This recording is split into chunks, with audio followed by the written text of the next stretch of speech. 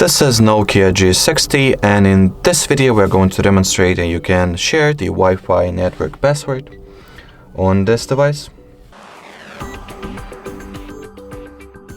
So first of all, you gotta swipe downwards from the notification panel, or should I say status bar over here.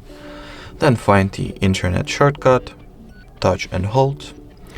Then choose what particular Wi-Fi network you would like to share the Wi-Fi password of. I'll simply go with the one that I'm currently connected to, which is this one. Tap on it at the following network details page.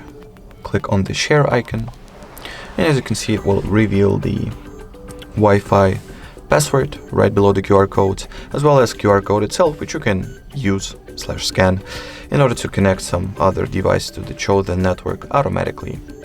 Alrighty, so that will be it for this video, guys.